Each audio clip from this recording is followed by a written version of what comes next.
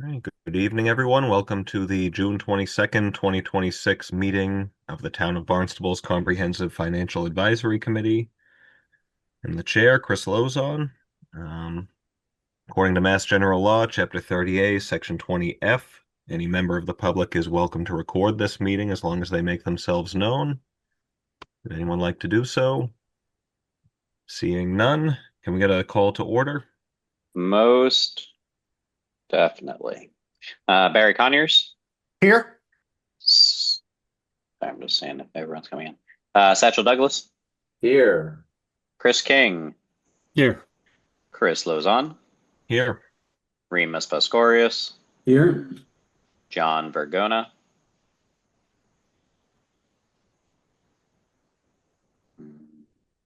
He's on mute. I see that he's logged in here.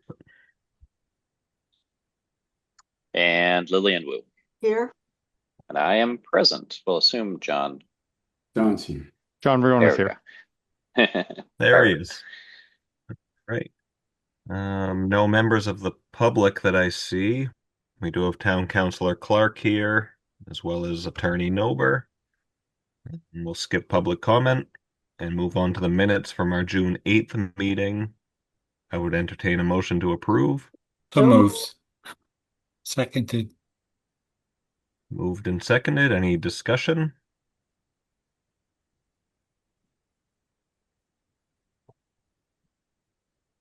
Hearing none.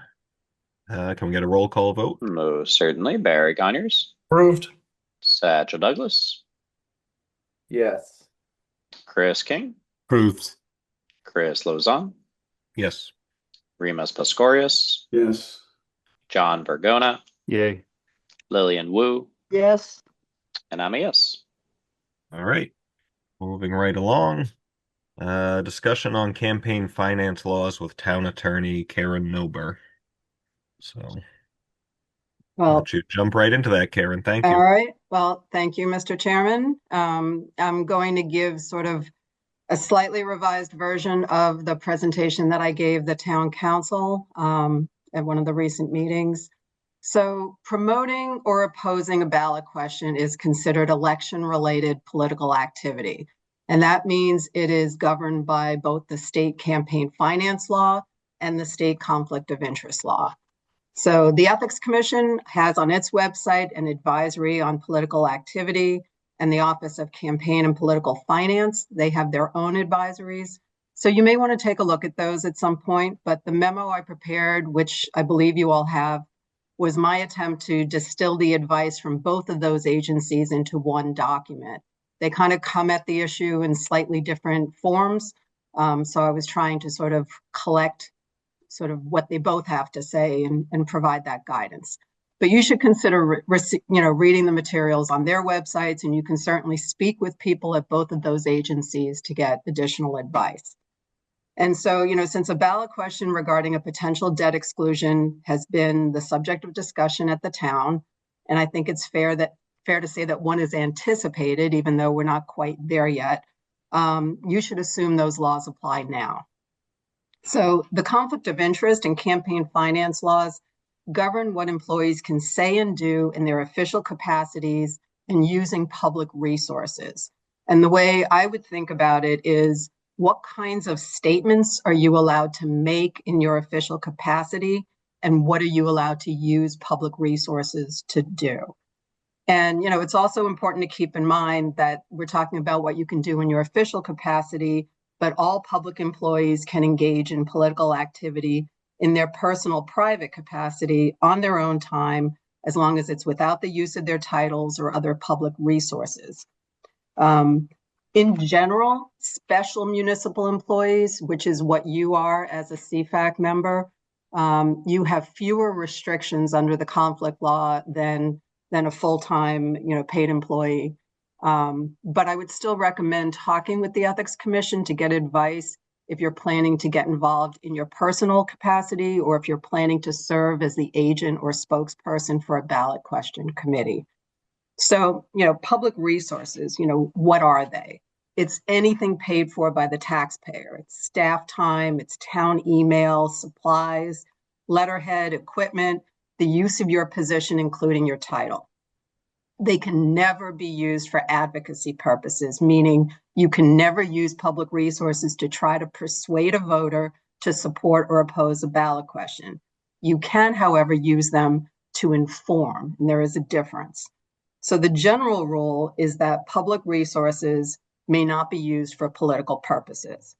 But because elected officials and appointed, which are non-elected, policy-making employees and officials are expected to inform and guide public debate on public issues, they have more leeway to discuss and take certain actions regarding ballot questions.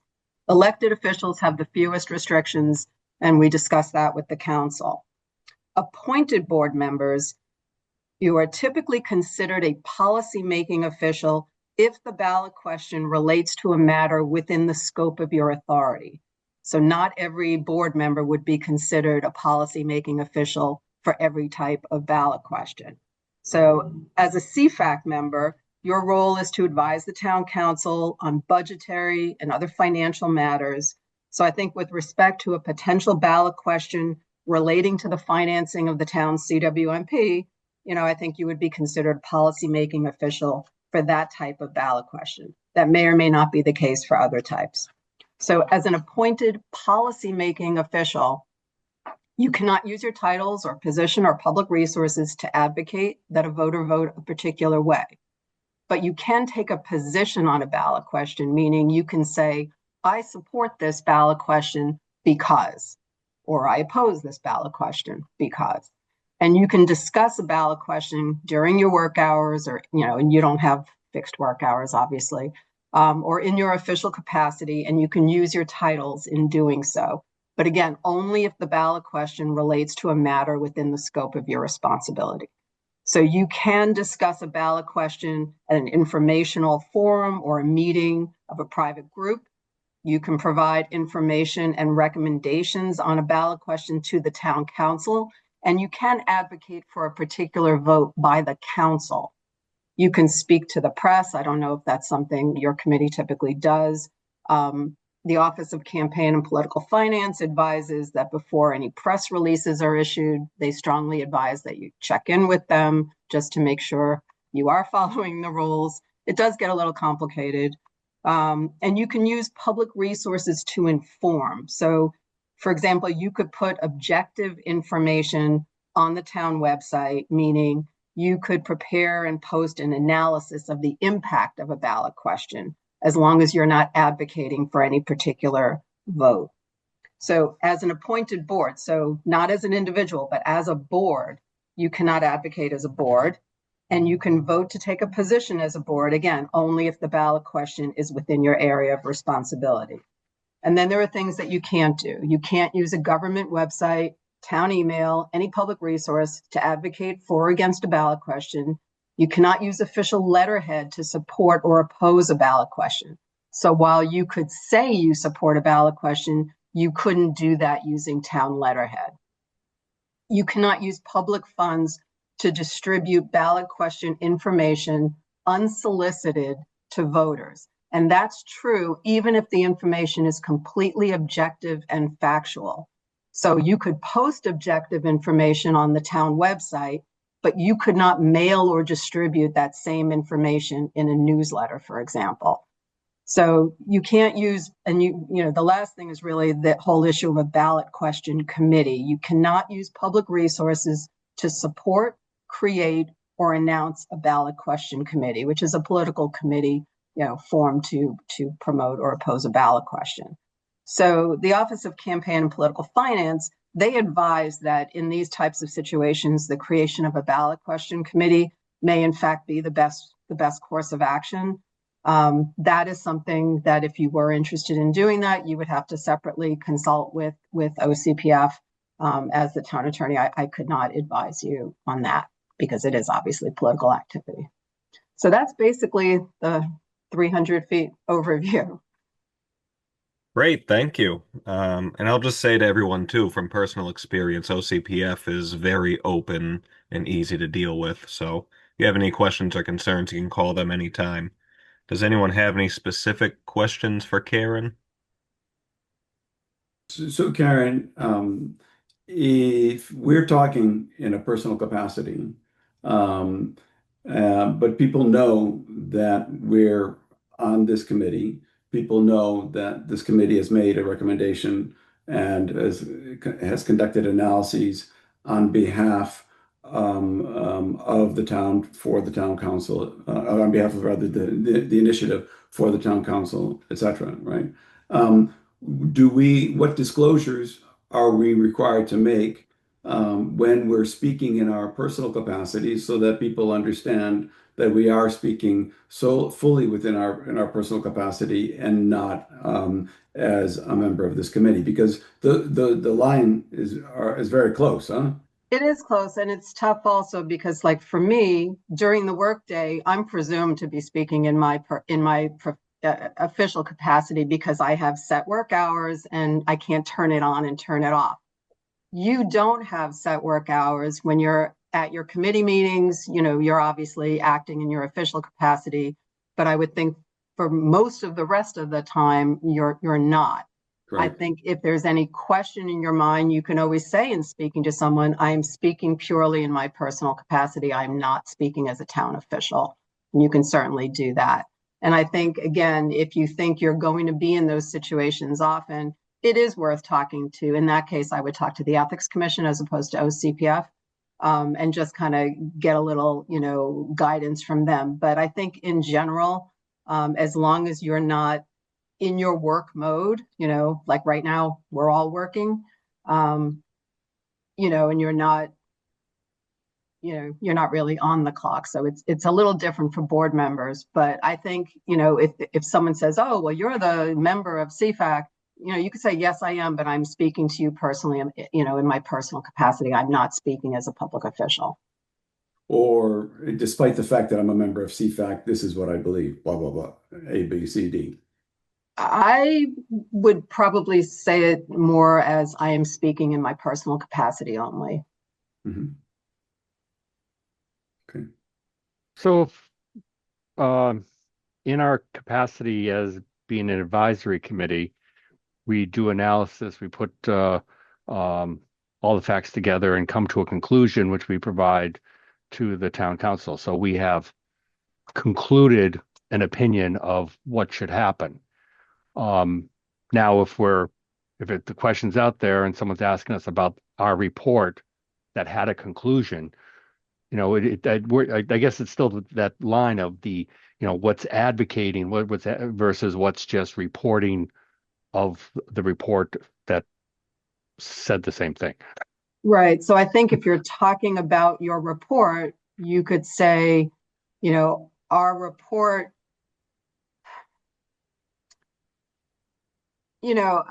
I would be careful, I guess, characterizing the report. I mean, if you have a report and it's objective and it's on, and you provide it to the council, you could end with what you can say to the council goes beyond what you could say in public. You can make a recommendation to the council that they should put this on the ballot or they shouldn't put this on the ballot.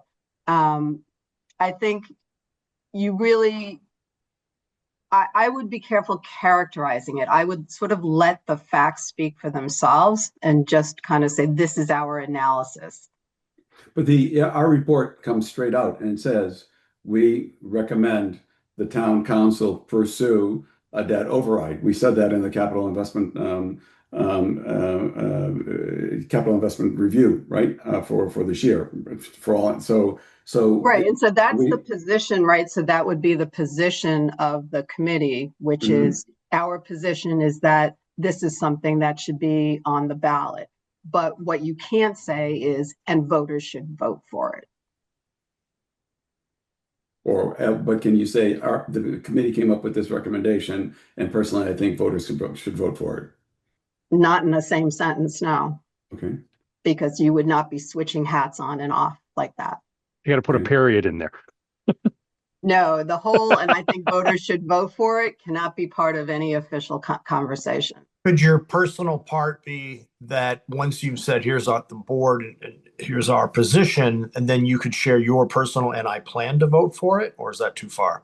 I would not. Okay. I would not leave anything open to interpretation that you're somehow telling people how to vote. Okay. So then in a conversation, when we're talking in a personal capacity, and somebody says to me, well, you're on CFAC. What does CFAC say? Right? Or what did CFAC recommend? Right? How do you then address that? I can't tell people, well, just go read the report. That's a little Well, bit you could rude. say, and again, that's why I was saying as a board, you can vote to take a position as a board. So presumably, as a board, you're voting to endorse whatever report you come up with. And the report is not, people should vote for this. It should be, we think this is an appropriate, we support as a board this ballot question for the following reasons. Not here's what you should do as a All right, okay, voter. there's a nuance is we support the ballot initiative because of A, B, C, D, as opposed to we believe that people should vote for the ballot initiative. That's the Correct. nuance. Yeah, Anything to got do with your official capacity, you should never be saying voters should vote a certain way. right, right. That that nuance I think is really important to elicit here. Right, and that's why they're saying as a policy making official, you can support or oppose something, and you can express your support or opposition, but you can't advocate that anyone vote in a particular way. That crosses the line. But I Right. guess following that nuance, the report probably would say, we are advising the town council the question should be put on there because it will benefit this, this, and this. And if the override doesn't happen, then this, and this may happen. So that's just reporting the facts. It's not advocating, the Right, that's sort of citizen. the objective analysis, right? Yeah. If this happens, then this is likely to happen. If this doesn't happen, this is likely to happen. Yeah. So Karen, Chris here is, not that I've done this, but let's go down the avenue of saying, what if? What if we cross that line? What if, one of my friends did the wrong thing and, cross the line ethically? What happens next? Well, it depends if someone has made a complaint really to the Ethics Commission, or if someone comes to me and then I talk to you and I say what actually happened. And generally people, my experience with the ethics laws is people make a lot of mistakes. They don't always do it intentionally. It's complicated. So I think from my point of view, unless I think someone's really egregiously, behaving egregiously, I would try to explain, hey, here's what you should be doing. Don't do that, do this, whatever. If it gets to the Ethics Commission, they do have the ability to prosecute and fine people. But I think, again, they start with education as well, because they understand just what I just said, which is that a lot of people are trying very hard to get it right, but you don't always do it. So I think if they feel like, it was a mistake and it didn't have a major impact, very few cases actually end up with fines being imposed, but that is how it works. That is a possibility. Yeah, so we're trying to draw a thick line rather than a thin line. Well, I mean, honestly, I think it's one of the reasons why OCPF, the other agency, really advocates, kind of handing this all over to a ballot question committee and having them kind of do a lot of the heavy lifting, because then they're organized to do that and there are roles. This is a ballot question committee of this particular committee? No. It's a completely separate, it's a political campaign committee completely separate from the town. Right. Okay, I get it. So yeah, okay, and separate from our work, separate. It is just an independent committee that advocates for A, B, or C. Correct. Yeah. Okay. Wasn't there something in one of the original PowerPoints you sent about like not being allowed to say what would happen if this doesn't pass? Or kind of fear mongering in that regard? I don't recall saying that. I think what you should really be sticking to is an objective analysis. That's really what you should be doing as a committee if you're doing anything, which is, providing objective information and then letting people see what they think about that. But just to be clear, what Satchel's saying is, or querying is it being objective to say if the ballot initiative does not pass, the following consequences will be will result, or will have I think if you're basing those statements on something, yeah, on the analysis. Just throwing out, hey, the skies are going to fall if this happens, then I don't really know what the rule is on that. I don't think it's particularly helpful. I think if you can attach your statements to, and here's why we're saying this. Yeah. I mean, I think just saying, anything we say that's going to happen is always a prediction of the future, which by definition is, you can't know absolutely. So it's, if this doesn't happen, it is it is likely that this may happen. It's an expectation. Yeah. Yeah, I mean, again, I think you have a little more leeway in terms of what you're saying, because I think, you can say, again, I support this because I think this is what's likely to happen, and I think that would be problematic. I think if you are putting something on the town website, I would be very careful to make sure it is really objective and it is not your opinion. I would keep it factual. One interesting point you said earlier when you said we have a little bit more leeway in what we tell town council versus what we say publicly. What we tell town council is public. I understand that, but Yeah. you're talking to them in the role that you were created to serve, which is you're an advisory board to the council. And you certainly shouldn't be telling them to vote any particular way. I mean, on the actual ballot question, you can tell them that you think they should vote to put the ballot question on the ballot.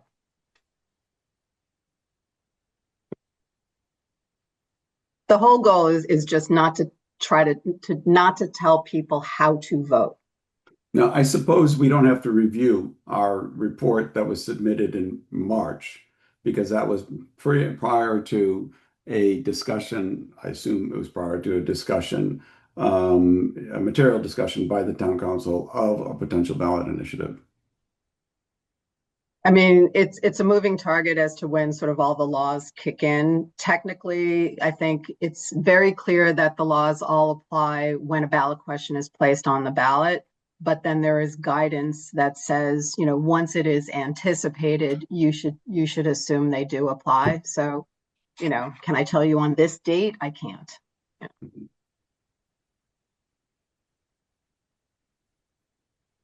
Maybe that's something that we should then reflect on in terms of, is there anything in our report that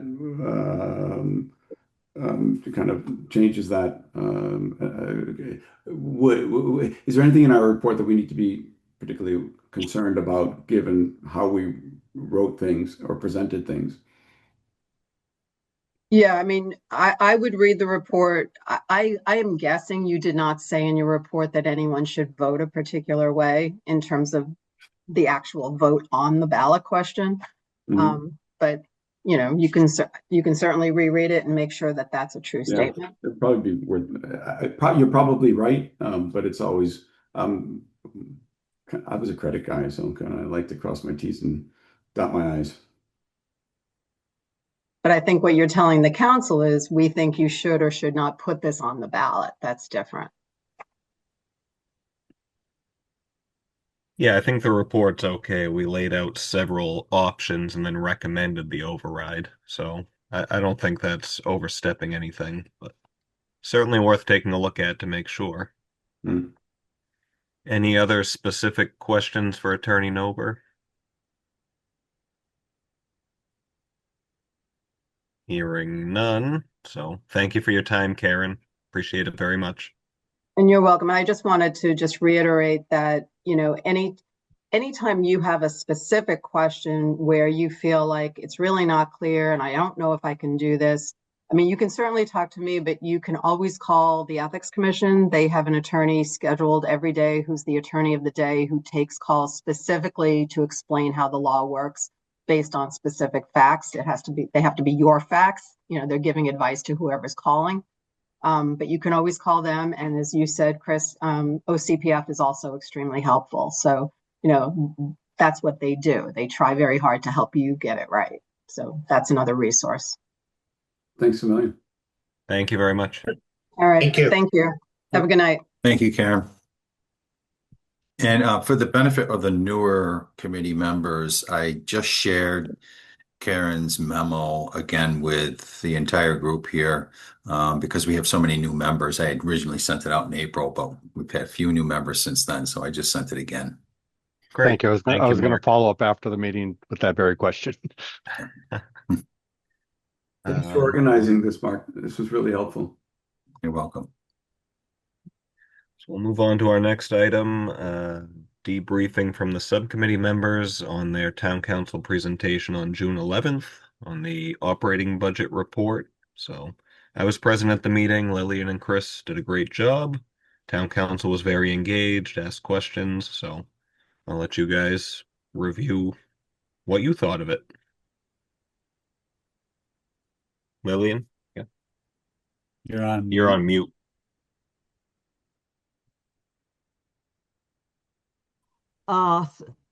Thanks to Jim Spruill, who created our visual presentation, we were able to have for the council members, which they watched while we were presenting it verbally, all of the figures and the main points that we were trying to make in each of those areas. So I think I agree with you, Chris. I think they were engaged, and they asked some very interesting questions, and we had a discussion afterward. I think particularly they were interested in the WIF. They were interested in the 60-40 on the ratio of the school and municipal. And I'll let Chris talk about the issue that he brought up, which really intrigued the town council, which was the signing bonus. Yeah, I mean, there was a difficulty in hiring, and it's a pretty common practice in outside of municipal in a standard industry is to be able to offer signing bonuses to individuals that you need. And if you have a specific need, then establish a signing bonus. And it just created some questions. The thought was, is it, the way that I had described the signing bonuses is that it would be some sort of contract between the employee and the town of Barnstable where, they would have to see the contract through to be able to enjoy the full benefits of the signing bonus. And if there was a breakage of the contract, then they would have to return some of the bonus. And how they use the bonus, I think in the police department, they're always talking about housing, attainable housing. And in the Department of Public Works, they're always talking about trying to have salaries commensurate with the industry standards. So it was a good discussion, I thought. Yeah.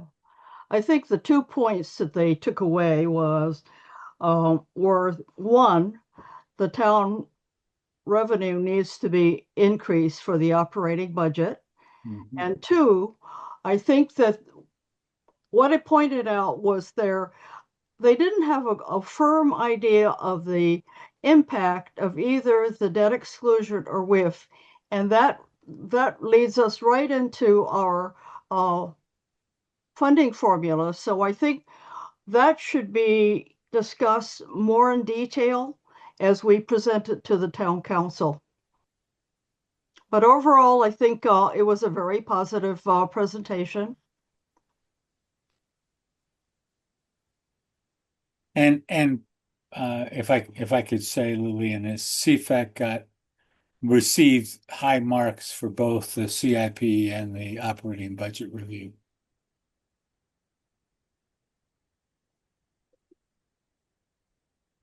So I would encourage the other committee members to watch that presentation if you haven't. So, and on that signing bonus thing, I know Councilor Levesque had a few things to say. The Romney administration had done something similar on the state level. I saw him the other day and he talked to me a little more in depth about it. So you might want to reach out to him, Chris, if you want to talk a little more about that. Okay. Any other comments, questions from anyone? No? Right. So we'll move on to continuing the discussion on remote versus in-person meetings for the upcoming fiscal year. I'll take this one, Chris. Thank you.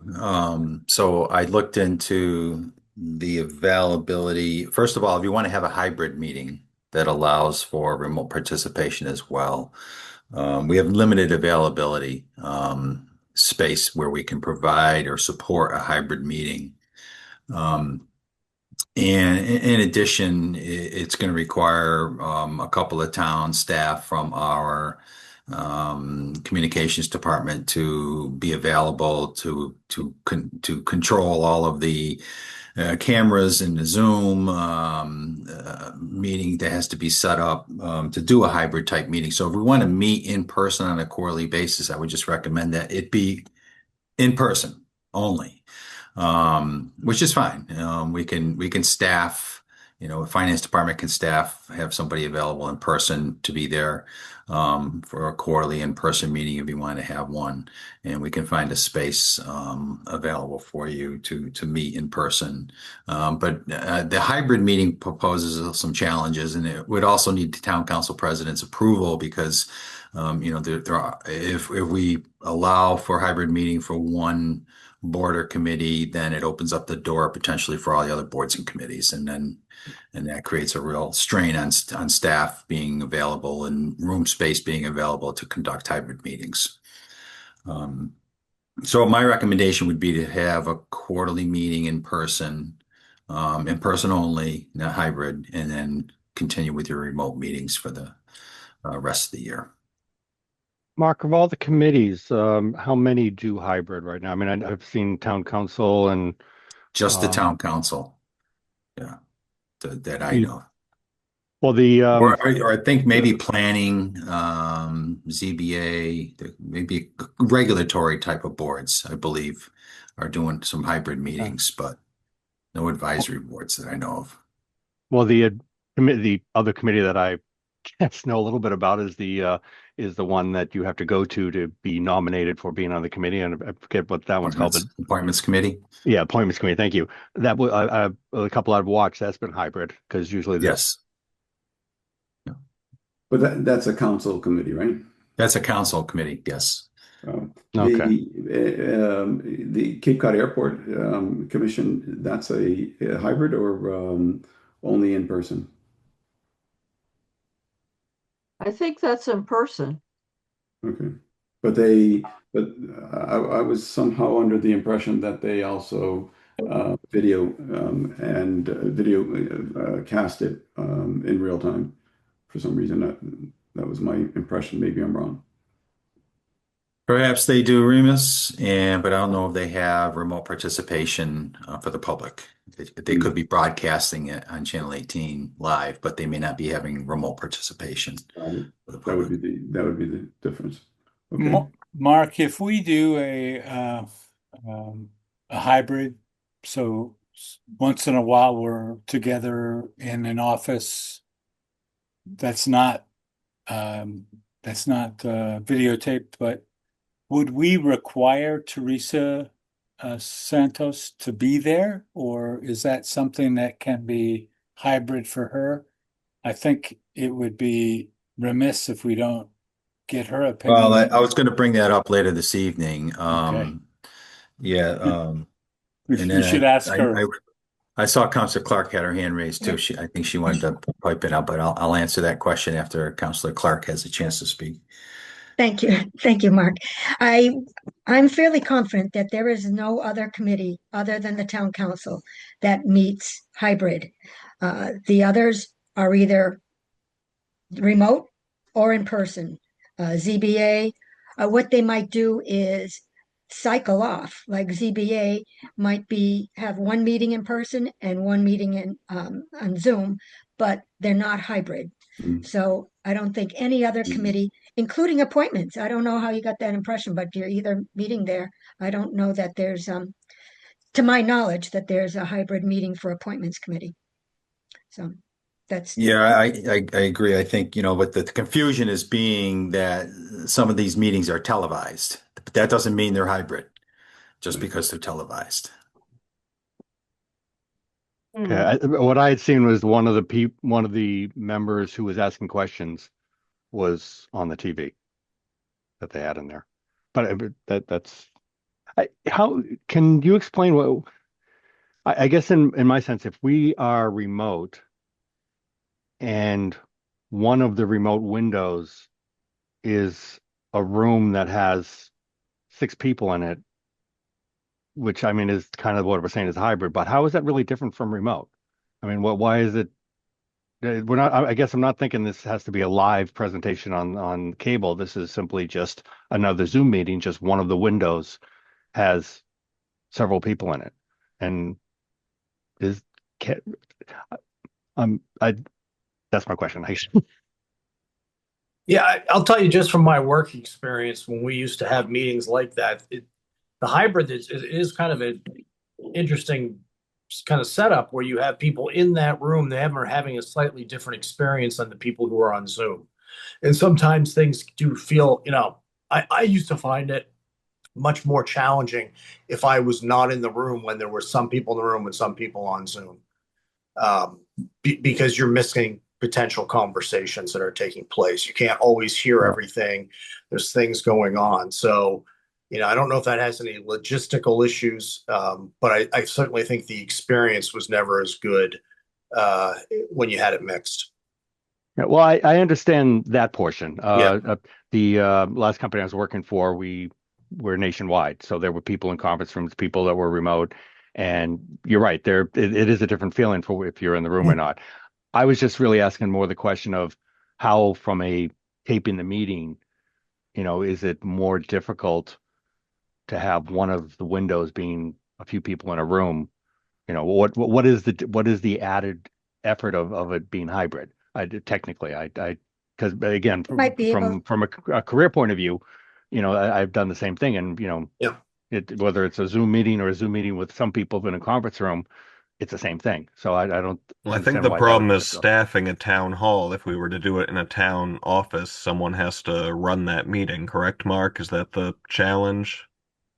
Yeah, well, again, there's limited space where we can do a hybrid meeting. We're looking at the town council hearing room or the selectmen's conference room, and that's essentially the two places where we can conduct that. And there's additional equipment involved, that technical equipment involved in running a hybrid meeting that we're not using here in this meeting. And that's where the other staffing comes and gets involved, and they have to be present to set up and operate that equipment that we don't have permission to.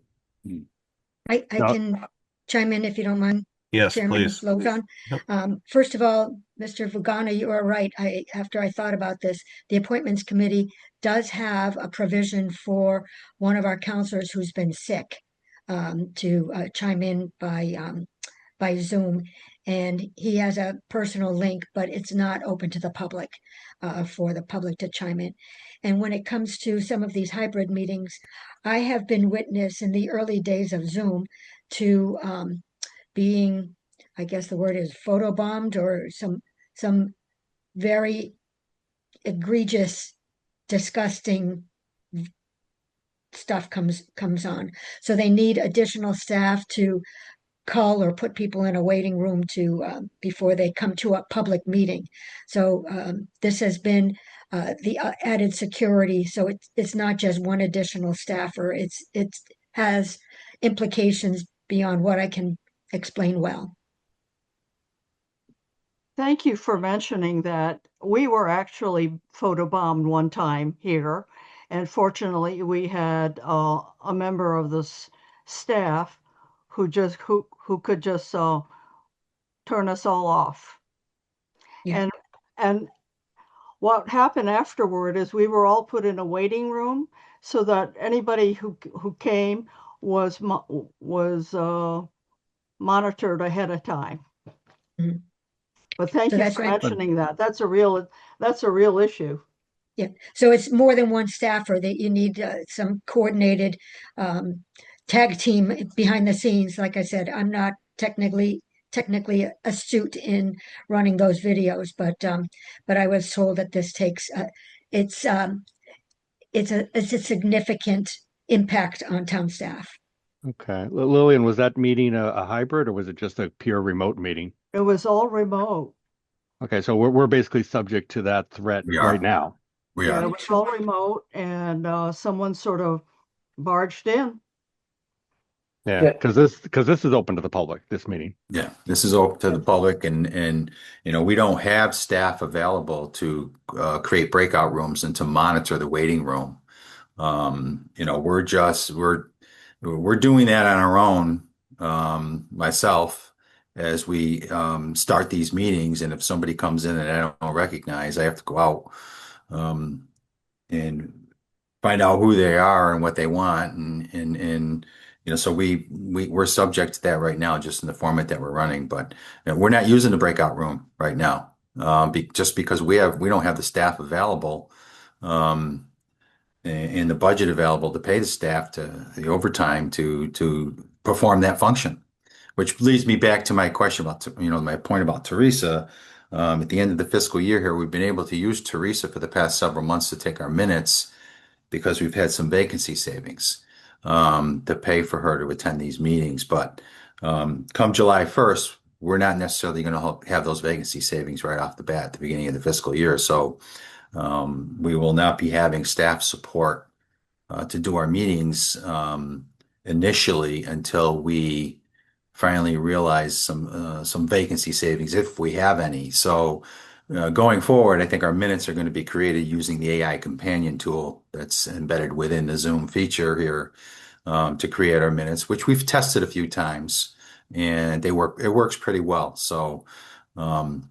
We'll see how that goes, and then if we find it to be problematic, and if we find the resources available to bring on staff to take the minutes again, we will do so. But I just wanted to give you a heads up that we'll be changing the way we take the minutes going forward, starting in July. So to that point, if there was an in-person meeting, would it be on one of the committee members to take minutes? Yes. Okay. I guess Jeremy just got some more work as the clerk. Mark, how would you participate in an in-person meeting? I would just assign a staff member to be there from finance. I don't think you want to commute for that, Mark, do you? No, not for 4.5 hours for an hour meeting. We can make the meeting longer, no problem. That's well. If you go 2 hours, maybe I'll consider it. So I guess it's just up to the committee members if you see value in a quarterly, strictly in-person meeting, and if logistically that works for everyone. Ask one more question. If for an in-person meeting, it would then not be recorded at all. I mean, not to Zoom, but just there would be no video of the meeting at all. It would just be just straight notes. Just minutes. But Yeah.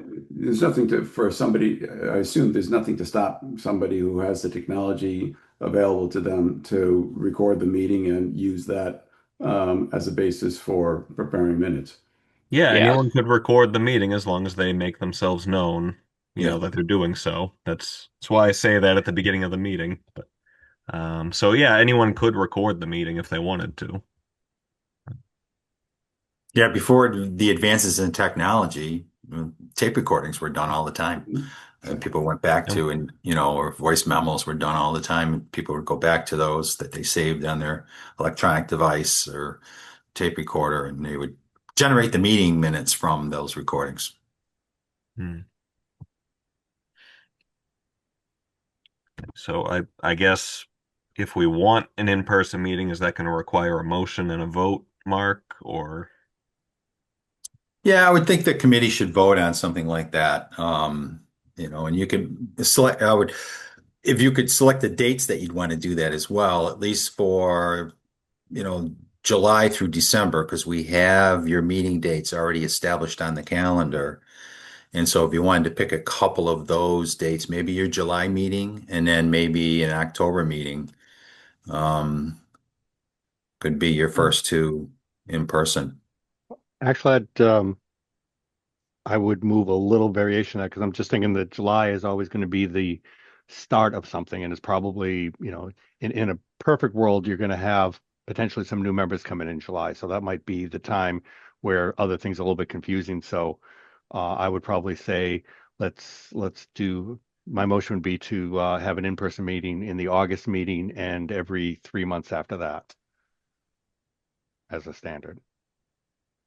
Do we? Yeah, Okay, there's a motion. I would second that. Okay, moved and seconded. Any discussion? So our August meeting is August 24th. So that would move to an in-person. And then 3 months after that would be November 23rd, which is right before Thanksgiving, I assume. correct. It's the Monday before Thanksgiving. So, Yeah, your November Actually, could meeting dates are November 9th and yeah, November 23rd, right before Thanksgiving. if I may modify my motion. Um, I'm just thinking that it's so close to Thanksgiving that could be a problem with some. I guess my motion would be that we have the our first in-person meeting to be the first meeting in August and the first meeting of every in 3 months after that. See how I slid that in? okay, so So that was amended. I don't know if someone wants to second the motion as amended. Seconded as amended. Right. Uh, Okay. Any further discussion? I think it's really important for us to get meet face to face on a quarterly basis, right? The benefits that we draw from that will far exceed the personal costs and inconvenience associated with getting in our cars and traipsing down to town hall or wherever it is that we're going to be going to. You don't always have to get in the car to accomplish that. Well, for me, I do. So we have had opportunities to get together as a CFAC committee without having a meeting where we met at a restaurant and sat and had a meal together that accomplished, Remus, what I think you were trying to state, which is, getting to know each other personally and having a little bit of face to face. I'd be an advocate to focus more in on a meeting on a personal level than to meet as a committee face to face. I think there are a lot of challenges with face to face meeting from a committee standpoint, and there's always going to be one or two of us that aren't going to be there. Not saying that I won't try. I'm just saying that if that's what we agree to, just saying that I think it's always difficult to get a full number, the full committee in one room. So I think we can accomplish meeting to getting to know each other in a different way also.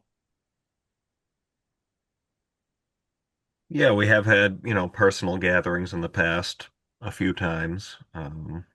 So I it's assume certainly not a of the whole possibility. committee, because if you have the personal gathering of the whole committee, that becomes then, once you have a quorum established of 5 people, right, then you need to um, do the public notice, et cetera, et cetera. Well, there's a fine line with that too. I mean, you're not discussing policy is the thing. So it was a personal, dinner sort of situation. Um, so, but the motion that's been made and seconded is for an in-person quarterly meeting starting August 24th. So we would need to have a vote on that before we discuss anything else. Mhm. Is there any further discussion on that motion? Yeah, I I think think too. what I'd like to just interject here. Um, we need to figure out the benefits. Do the benefits of our having a meeting face to face, are they better? Are they greater than the logistics and the staff time that needs to be uh, on hand for that meeting? You know, apparently it's very complicated. So I think we need to be more sensitive to the pressures for the staff to be there and to arrange for it. And so I think we as a group can decide, is it more beneficial for us to meet as a group than to and have the staff inconvenienced, or is it more beneficial for us to continue to meet via Zoom online? So can we test I that think that I thinking? think that I think that's something where we need to be very sensitive to. You know, I agree. I think personal interaction is very valuable, but we haven't done it for a long time. Um, and I'm just wondering about the amount of staff time and the logistics involved. And we just need to decide whether meeting in person is worth that. It's just a point. I don't have a Yeah. position on it at all. I just want us to think about it. So from a staff perspective, Lynn, so long as it's not a hybrid meeting, finance department, I can have a staff person physically there, present, not a problem. Most likely be Gareth Markwell, my assistant, who you all know, you've all met. So he would probably attend quarterly in-person meeting. Okay. And Lillian, I think it would be a much bigger issue if we were converting to being in person all the time. But this is like once every 3 months. My sense is, even if it was a little bit more logistically uh, using up of town resources, I think there'd still be a value for once every 3 months. I think we could do that. But it's good to hear Mark say that it wouldn't be that hard. I would like to echo Chris King, though, in that I think having a purpose to meeting in person is important. When I was on Sandwich Finance, we would meet as a tri-board with the select board as well as schools. And then it's kind of like it's kicking off budget season. Hey, we're going to be looking at these things moving ahead. And it really felt like something that made sense why you were all together. And I wonder if just quarterly, I don't know if we'll need that necessarily at some quarters, that we have something big we really need to talk about. So I totally agree. I think meeting in person is great, but quarterly is fairly arbitrary in that it just happens that it is easily divided in the year. So I could see kicking off budget season together. I think that's really important because we do have a lot of work that we're going to be doing together. But do we need it 3 months after that when we're just reviewing these reports? I'm not sure. Yeah, it's a good point. I mean, can always see how it goes and change it back to, a motion can be made at any time to change it. So, Or the flip side, we can always, if we see that the second week of, or the second meeting in November or the first meeting in December is going to be a better time for everybody to meet than the first meeting in November, we can take a vote at that time, say, listen, we're going to postpone meeting in person for this quarter at this time by 2 meetings or 1 meeting or 3 meetings or whatever it is. And we can always decide that on an ad hoc basis at that time.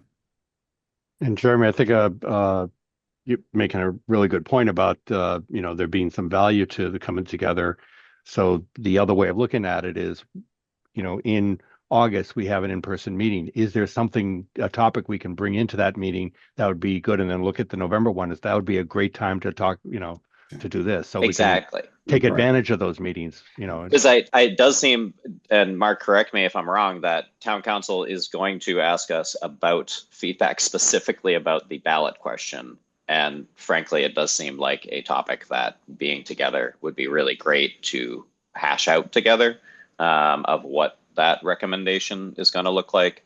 So yeah, John, I totally agree with that at the end of August. Or maybe Mark could direct us towards another date that would be good for that topic. And then same thing around budget season, kind of that kickoff would also, I think, be a valuable time.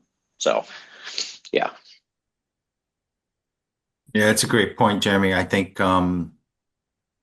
September, there was a conversation about having a workshop on any kind of ballot initiative. And so maybe the August meeting would be a good meeting to be in person to talk about any potential ballot initiative workshop that the council may entertain in September. So I'll reconfirm whether or not that's still the plan to have that workshop in September. And if so, then we can make that the topic of discussion at your August meeting. And we'll also be doing our annual review in the fall, correct, Mark? So that would be Mhm. discussed at the August meeting, I would think, too. Yeah. The annual report, financial overview Yeah, yep, report. Yeah. yep, Yep. Yep. We'll start that, right away, once the budget is finalized. yeah. Okay. So any more discussion on the motion that was made and seconded? Could you repeat the motion again? The motion is to begin quarterly meetings in person with the August 24th meeting and then the November 9th meeting and every 3 months thereafter. I think my motion was the first meeting of the month every 3 months. There's only one meeting in For August, so it's for August, August 24th. Yeah. Yep. yeah, Well, still the first And meeting, then the first right? meeting in November.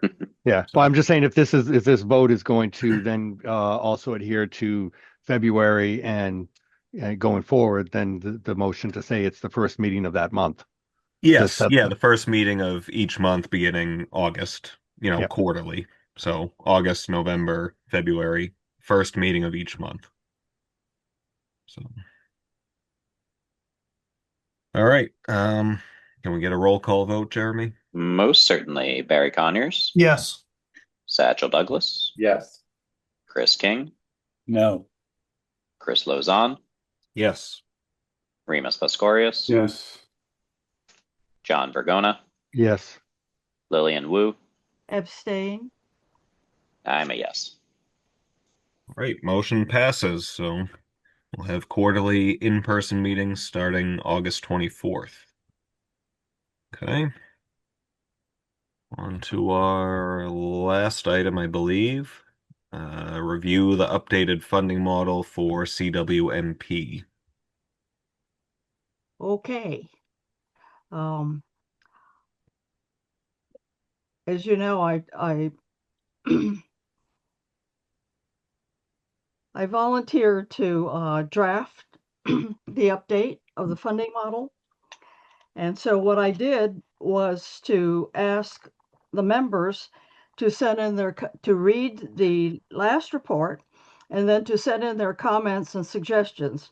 And so most of you did, and I thank you very much for doing it because it's very, very thoughtful and helpful. So I sent it to you yesterday, and I think what we need to do is to go through it. And perhaps what would be helpful is for Mark to let us know the scope and the limitations of the report that we are going to make so that because some of these suggestions are far reaching and they go beyond 20 years and they ask us to determine new ways to fund it and to manage it, et cetera. So it would be helpful if Mark could tell us what the scope is for this report, so that we won't go far afield. maybe a different way of saying it is, what problem are we trying to solve?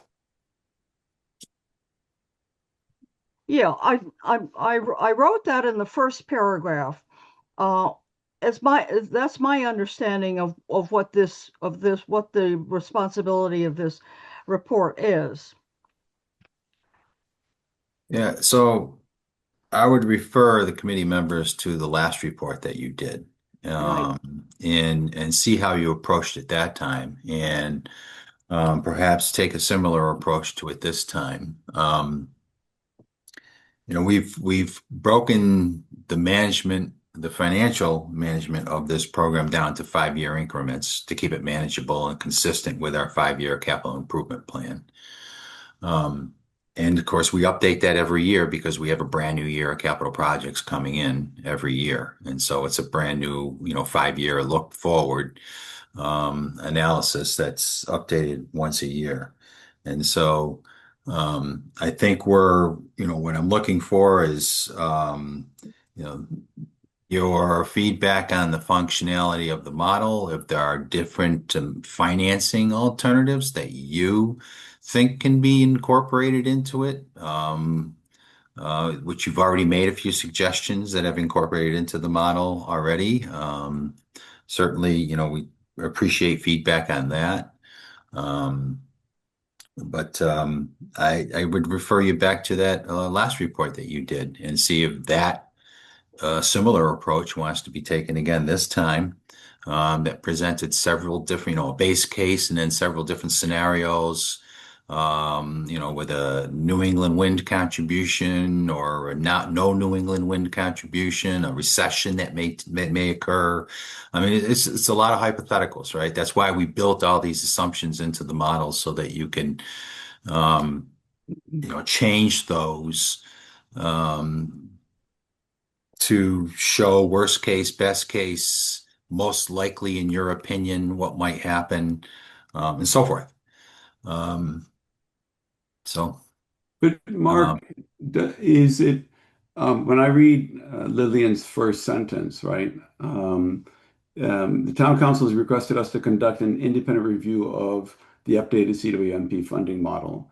Do they want us just to look at the integrity of this model, or do they want us to take a strategic view of whether this model is fully capturing the CWMP and all of the associated issues with CWMP as it relates to its financing, the program's financing?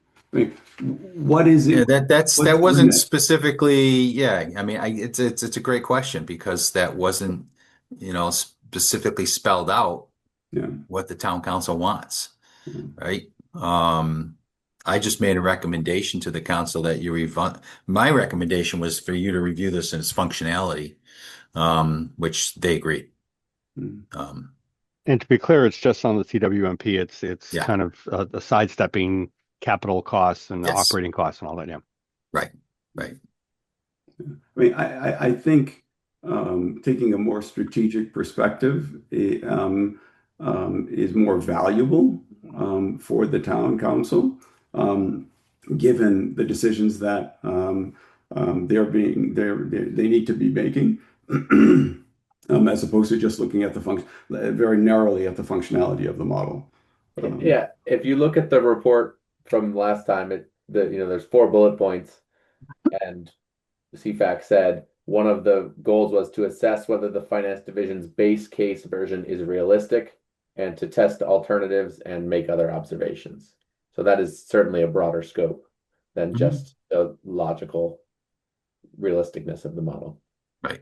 So the assumption, I guess I would say, validation or assessment of the assumptions in the model is also within the scope. And in addition, there is particular focus towards the width and a debt exclusion. And we were asked at our meeting to by Tom Keene specifically to look at how would a width and a debt exclusion play off of each other. In other words, if you had 1%, 2%, 3% of width or 0% of width, and how that would go and play against a debt exclusion for the model, and that would give some visibility into the model of those two elements, the WIF and the debt exclusion.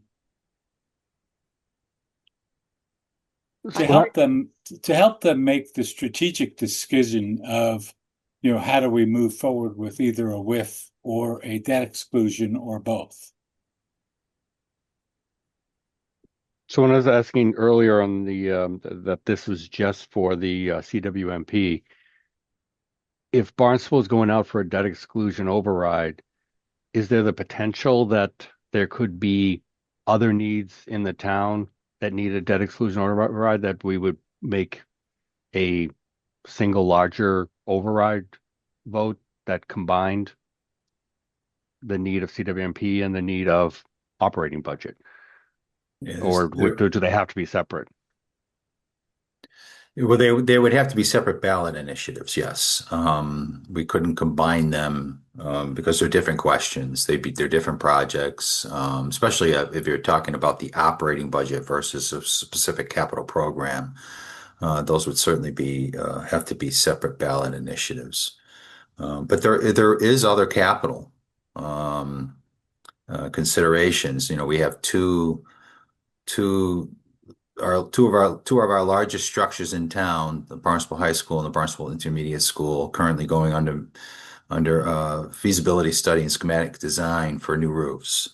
And we're participating through the Mass School Building Authority's grant program to hopefully offset a portion of the construction costs in those two projects. But we don't have construction cost estimates on those yet. But certainly, I'm anticipating those to come in at tens of millions of dollars. Not within our current funding capacity with the resources that we set aside for the capital program. So those would potentially have to be separate ballot initiatives for those two particular projects, in addition to the CWMP. Is my understanding correct that the debt exclusion could one ballot initiative could theoretically be any projects as long as we were specific about what those projects were? Yes. Yeah. So you could have a schools and CWMP debt exclusion for the specific school projects. I don't think that's an idea that a lot of people like from a political standpoint, but yeah. Yeah, I mean, you could do those in different ways. I mean, we could package all the CWMP projects over the next 4 years in one ballot initiatives, do the two school projects in a separate ballot initiative, or have separate ballot questions for each individual project. So, that becomes a strategic decision for the town council as to how to best proceed with asking for, if the debt exclusion is the option, asking for a debt exclusion for each one of those projects. Do you combine them, or do you put them in separate questions? And then you're pitting each project against each other, or you put them all together in one ask, and everything is either approved or not approved. And that's what we recommended in our CIP report last year, was collaboration between DPW and schools. And I can't say that has been seen. So yeah, I mean, that's such a big question of how do we politically, I mean, that's not our job, but I mean, to get it, there's two big projects. How are we going to do it? So we are having the town council meeting in July.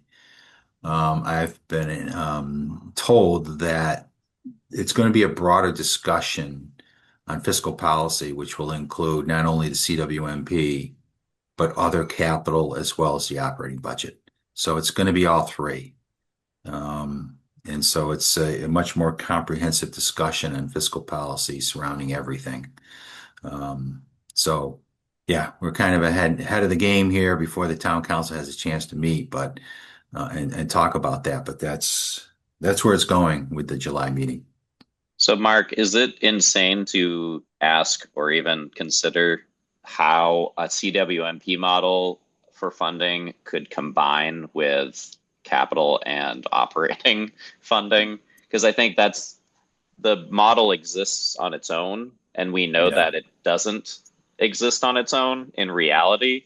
But I'm not an Excel person, and I imagine that sounds like a huge ask. So, but it does seem, if I were town council, that it would be important to play around with, like, hey, we don't pass this, what's the effect elsewhere? The only problem with that, Jeremy, is that the assumptions we make for the CWMP funding model are specific. For example, the lodging tax and the meals tax and all of those others, they are specific to the CWMP.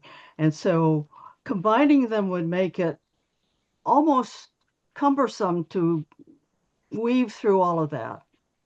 So I'm guessing that we would have to do it separately if we wanted to do that.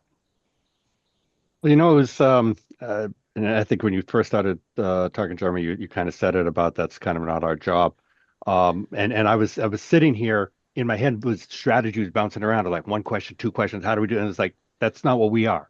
We are simply to give the options, and that's what town council will need to decide on how whether it's going to be one question or two question and all that. So um uh, I think to what Lillian's saying is we need to focus on the CWMP. We need to nail this thing down and give them our advice, and then The point I think that we can't lose sight of, which is what Jeremy was saying, I think, and Jeremy, correct me if I'm wrong, is there are real life implications on the operating budget, right? Um, that from the CWMP and how that evolves, right? Whether in terms of how you finance CWMP has real life implications on the operating budget. Well, that's exactly right, Mhm. Remus. That's And the and point. so and so so That's the so point we made at the town council meeting right. that they face a double challenge. You have the CWMP financing, and then you also have to find increased revenue for the operating budget, and they are aware of it. I mean, I think many of them don't sleep at night thinking about it.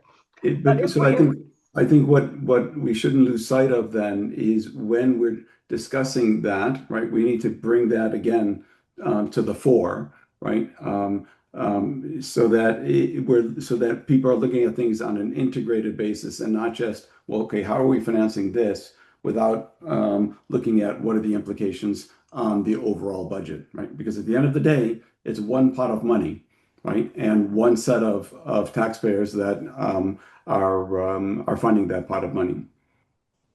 Exactly. And if, we don't pass an override and that pot of money is much smaller, I think having a tool where you can say, hey, this is the impact of that decision on operating or capital, it's not a tool that's within here. And certainly I agree. Maybe it's not the place for it to be, but I imagine that is going to be a question then of, all right, well, what comes next? And I don't know if we are at that answering of that question point yet.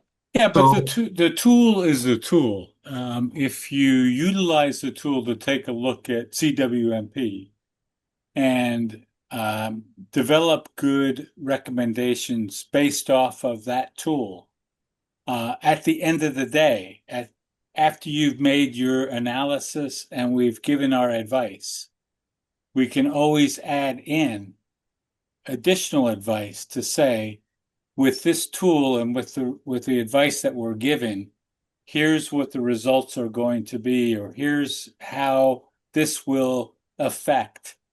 This is what we see the effect towards the rest of the budget. This is what And yeah, so to that that point, can be done, can it?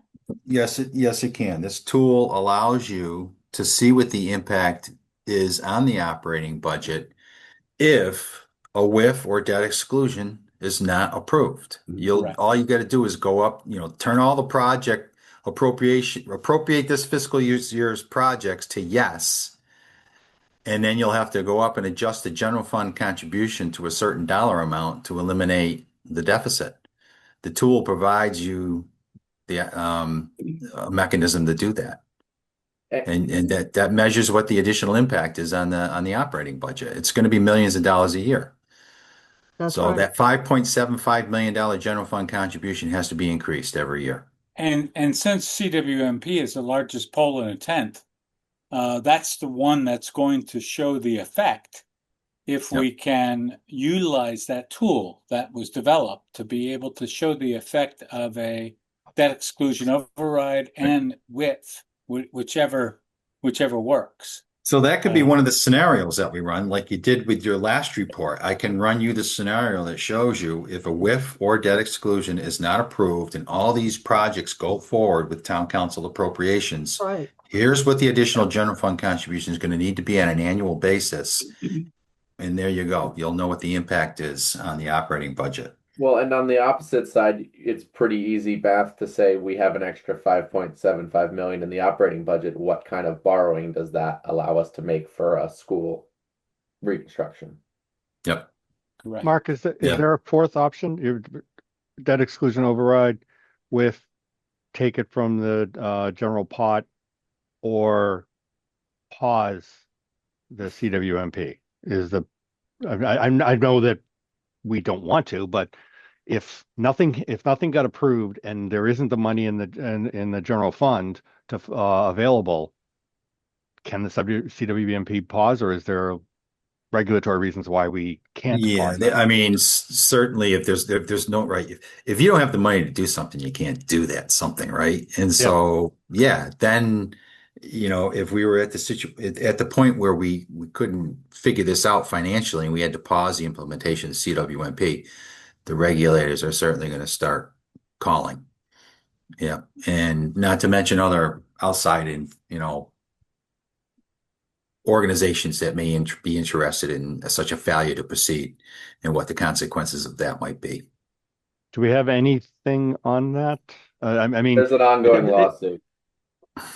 Okay. It's still open.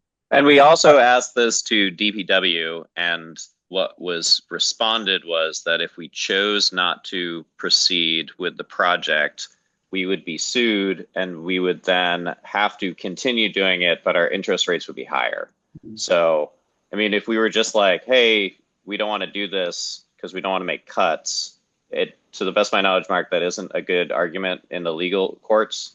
It seems like if we are legitimately what happens, out of Jeremy, money, if we come under a regulatory consent order or a court order, either one of those two, then we don't become eligible for financing through the state revolving loan fund, and we're going to have to finance this through the general obligation bond market, which incurs much higher interest rates. But that only happens if either one of those situations occur. DEP issues a regulatory consent order, or the courts issue a court order to go forward with the implementation. but if we were in like an economic downturn and we're in a recession and we don't have money, it seems like, would the courts be more supportive of that? Whereas like next year we're like, hey, we voted no, so we're not going to do it. Couldn't tell you. Yeah, I'm not going to speculate. The answer, I think, John, is we really don't have a choice. We have some flexibility but we really don't have a choice. Because it becomes really messy if we decide not to decide to pause, right? And how that plays out, nobody can tell you. It's just going to be really ugly.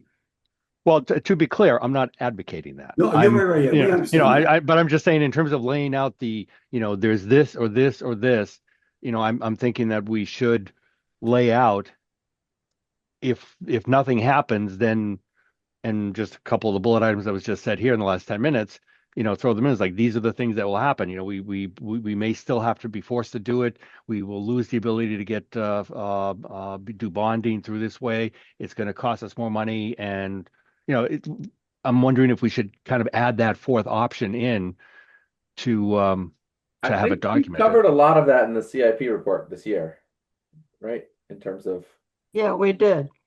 But to John's point, that isn't something that we brought up. I guess we've discussed it here, but maybe we haven't put it in a report. Yeah, exactly. It was not. We noted that it was not really an option. I think, right? But we didn't go into really what are the consequences of that. Yeah.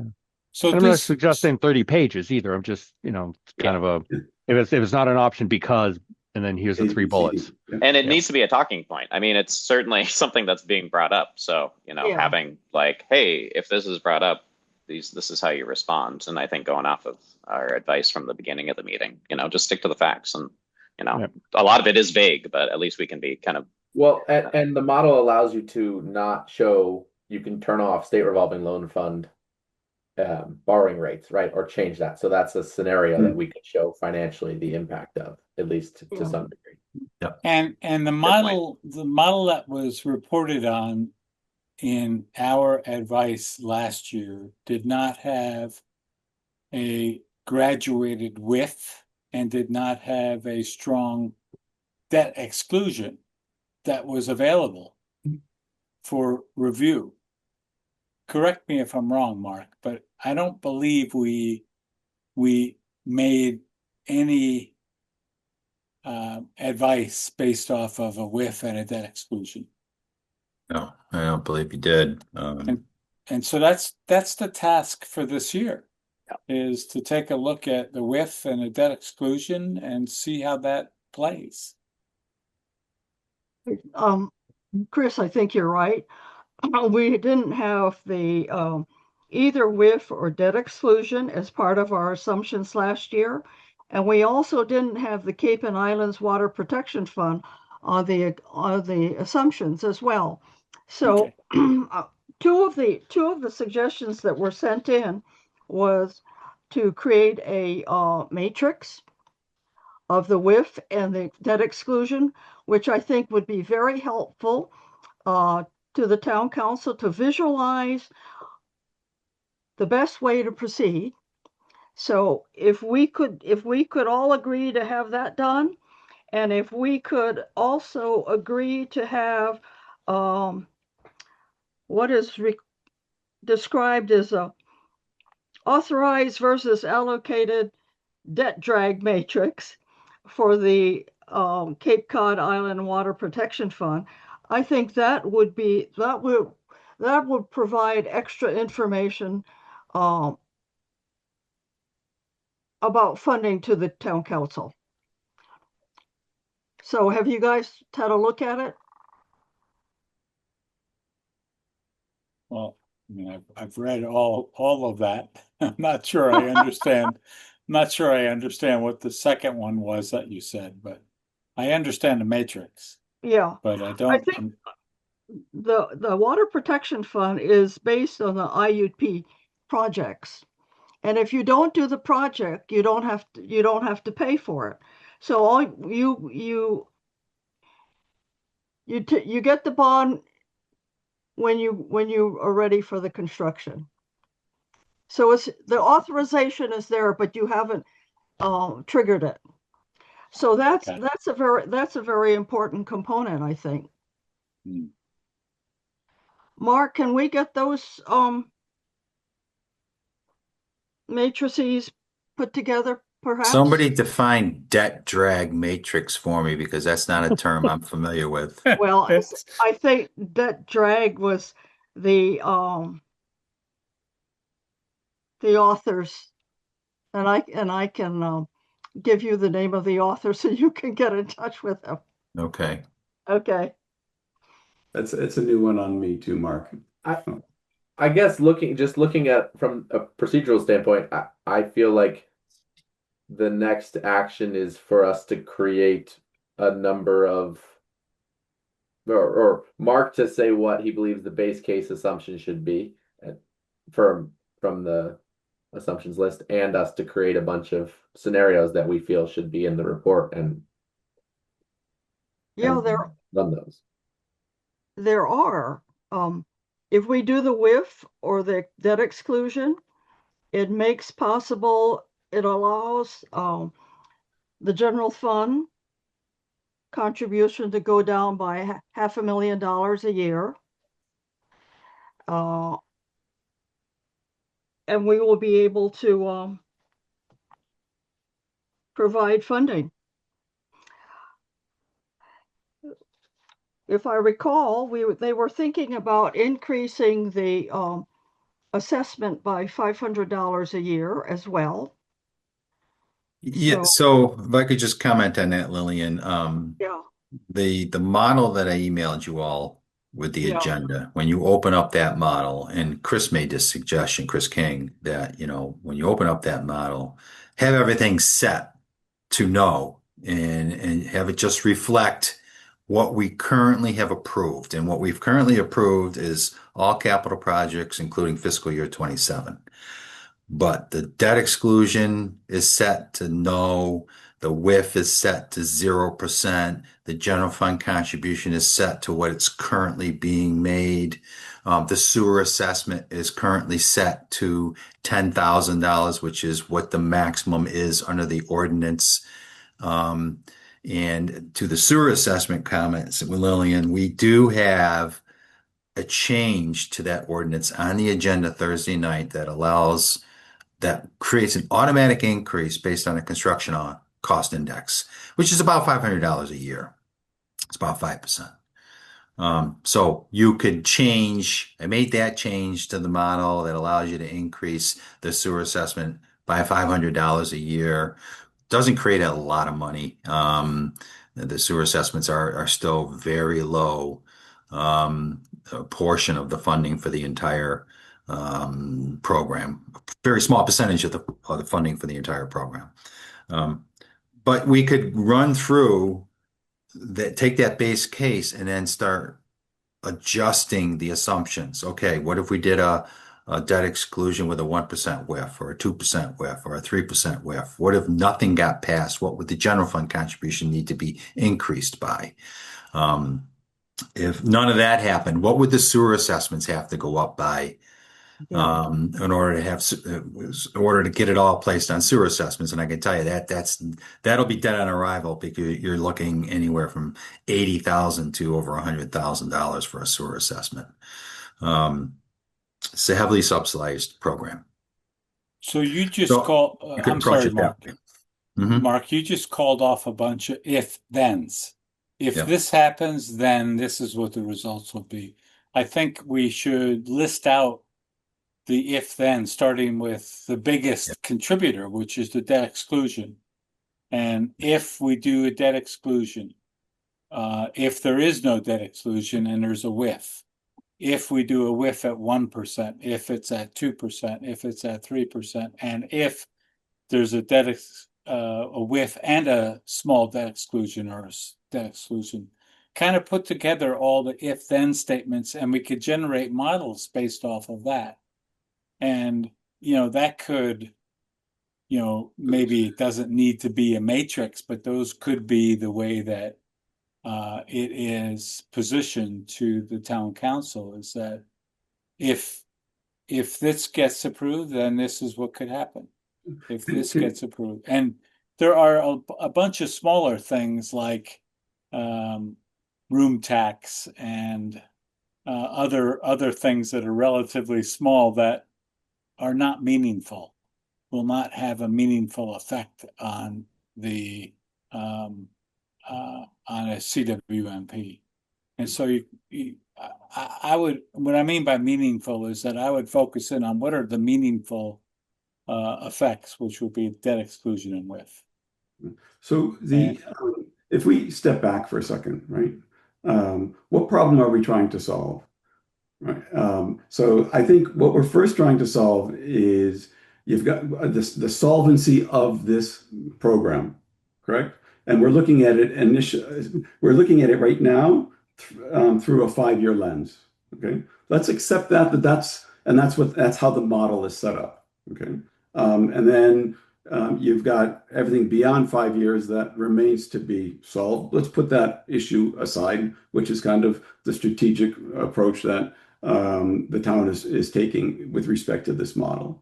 So you've got and the way that the model's been set up is it shows the solvency of this model through those two lines, right? The red line and the green line. And that the income is always greater than the expenses, right? So So that's I think our kind of our decision point, if you will, that output, right? That's the first decision we have to make is that the decision point that we all agree on. Then you need to look at what are the assumptions that are being put in the model and validate those assumptions, right? Are they accurate? Are they in the ballpark that we as a committee believe is reasonable? Then we identify what are the key drivers of this model. What are the, as you say, Chris, what are the big impact variables that if you change X or Y or Z or a combination of X or Y or Z, this is the impact on the bottom line, right? And it's through that kind of build-up process we can then look at what the outputs are, make some recommendations in terms of the integrity of the model, the integrity of the basis for which the basis for which we're using to get the outputs and what the implications are. We need to look at it kind of methodically. Lillian, I think you're muted. You're on mute, Lillian. We actually did that for the previous model. I agree that a matrix or a workup of either the debt exclusion or WIF at 1, 2, or 3% would probably provide us with the necessary funding for these projects. So we need to run the numbers and put it in a visual way so that the council can decide what is the best way to proceed. So Lillian, can you explain to me how that dovetails with what I just presented, or am I missing something? Because I'm not sure. I'm not sure that we're speaking the same language. Maybe we are, but I'm not sure. When we looked at the assumptions last time, Mhm. we actually ran the multivariates. As you mentioned, if you change A, what happens to the bottom line? If you change B, if you change A and B, this is what happens. We actually did that, and so the integrity of that particular model was verified. It's not changed. The assumptions are not changed very much. We had 18 and now we've got 22, and the assumptions for this model are actually more conservative. We've decreased the projected increase on the meals tax and the vacation tax.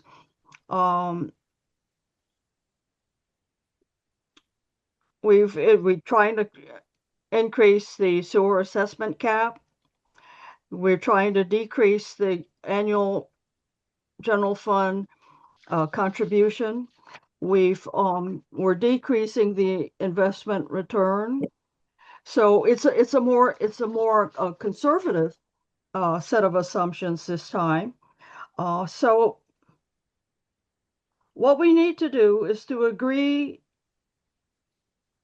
because we've had a wonderful discussion, and I think we can continue this for the next 6 months because this is not going away. But we do need to decide what we want to put in this particular report. And I agree with Mark that we should probably follow the previous report's model functionality, and it's the way that it's presented. So Lillian, I'm not so sure that I would be comfortable saying, well, we did it last year, so we don't have to do it again this year, particularly because there are 1, 2, 3, 4 people that are new to this committee that didn't have the benefit of participating in those discussions and bringing our own perspectives or queries or issues to the table. Are there concerns you have with the model, Remus, about the assumptions? So I haven't vetted the model. I haven't looked at the assumptions in detail, nor do I know the basis for how those assumptions were derived, right? So I think it's really important for us as a group, look at those assumptions and come to a common understanding that or consensus that yes, okay, these assumptions make sense. They're valid. As a base case, this is a valid set of assumptions that are appropriate for the decision that is being made. Yeah, and I apologize, Remus. Maybe I was simplifying it a little bit too much, but that's why I ended up saying all of the other variables, with the exception of debt exclusion and WIF, I shouldn't say meaningless, but the meaningful uh, variables are debt exclusion and WIF. And annual general fund contribution. Right, right, absolutely. And so But I those, think Chris, you and I are coming to that conclusion by having done a sensitivity analysis on our own of playing through the model. yeah, I think, and I know, last year Mark gave us kind of the guidelines as to how to play with the model and where our room tax is going to go and what's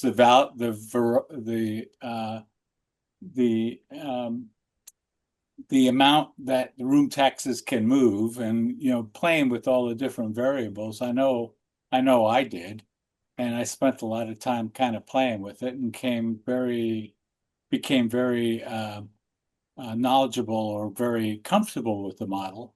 And I think all of the variables that are there are well tested and real. And so there's not a lot of meaning that we get out of telling the town council variability of all of the other variables, with the exception of the three that we're talking about, is with general fund and debt exclusion. I'm just trying to keep it simple. And I think you're right, because those are the two major variables that will impact the funding. But I think it would reassure town council to know that the revenue stream that is constant are the the lodging and the meals and the vacation rentals and the general fund contribution. I think they need to know that those are constants. okay, Yeah. okay, yep, I mean, I get it. I mean, what they're fairly constant. They're fairly you can count on that particular part. And So there's just we have been doing that, and we have been able to to fund our operations, our CWMP operations through that. Now the situation has changed, and we're not going to be able to use those constants to fund our projects. So that's why we need either the WIF or the debt exclusion. So you are exactly right. So if we work through those particular scenarios, it would be very, very helpful and excellent. And we must have that as part of our report. yeah, okay. That's Yeah. a good statement, is to say that the variables that were in last year's report are a constant this year, and will continue to provide revenue for the CWMP, or revenue for the CWMP. Exactly. But Yeah. it's not enough. And Mark, by putting no on the debt exclusion and no on WIF, it shows a model that it absolutely is not enough. And that's where if you start off this strategic discussion by showing the model with no debt exclusion, no WIF, then you can absolutely see the costs, the whole program goes into the ground quite rapidly. Well, in addition to the numbers, based on the questions that we got at the last town council meeting, I think we need to explain what the debt exclusion implications are, when the taxes will be imposed on the residents, and what does that include? Who will be affected? I would think we need to point out that it applies only to real estate taxes and not personal taxes, and that it will go on immediately. So I think a short description of either of those and what their effects will be helpful in addition to the financial projections of those choices that they might make. I completely agree. I think when Rima said, "What problem are we trying to solve?" I would rephrase it to say, "We're trying to solve a communications problem to provide the source material for people who aren't going to spend the time playing in the model themselves, whether that be town councilors or the general public." And so I think validating part of the model is part of it, and then also communicating in the language that people want to understand, which I think is my tax bill or the average tax bill, implications of each scenario. Exactly. I pointed that out during the town council meeting, and the president did not know that. It happens. It does happen. So we can do the playing with the numbers and present it to them, so they don't have to do it. Can I ask? We've been talking a lot about the strategy and the content of different things happening, but we're using the tool, and the tool is simply a shovel for piecing things together and chugging through the numbers. I was noticing in the report from February, one of the first sections, the logical soundness, it talks about the soundness of the approach, but then it also says inspecting formulas and looking at the basically in validating the tool, which is different than at least in my head, is different than validating the model, right? I mean, the tool is simply an instrument for the model. When this report was done the last time, when it talks about inspecting the formulas and all that, was there an effort done by CFAC to make sure that the spreadsheet is accurate? Or are we, because that's what it sounded like. And I that's my question. I'll stop. I think that the finance committee did that to make sure that it was accurate. Sounds like something you're volunteering for, John. I was at, John loves spreadsheets. I do, actually, I do. But no, I was just in reading the report when it said that we tested the model and we inspecting the formulas, which was the second bullet.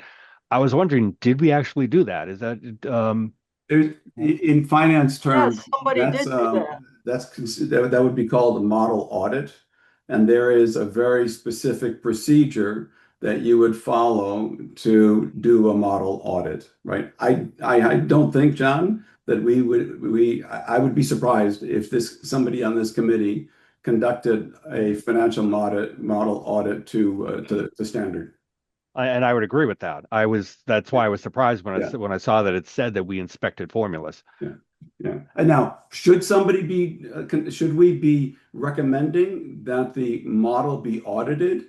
Absolutely. Should it be somebody on this committee? I don't know if anybody on this Yeah. committee has knows how to kind of do that. I used to do that probably 30 years ago when I first started my work, right? But I don't think that I would have that personal knowledge to what are the procedures for auditing a model. And there's a whole set of issues around the governance of this model, right?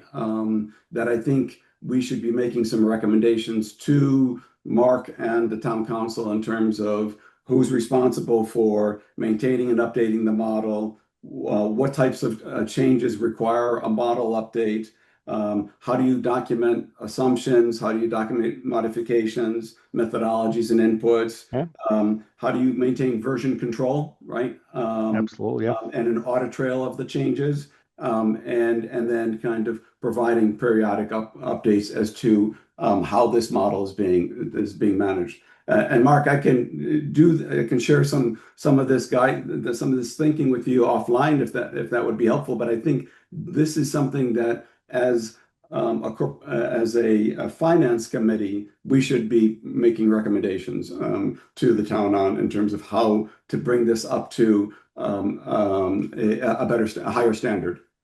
Not necessarily better, but a higher standard. Something. Some of which you may already be doing, and it just might not be Mhm. up on, in our faces right now. Right. Yeah, and I would recommend that we do a two-prong approach. We look at the finances from a strategic standpoint on a debt exclusion and width and other variables.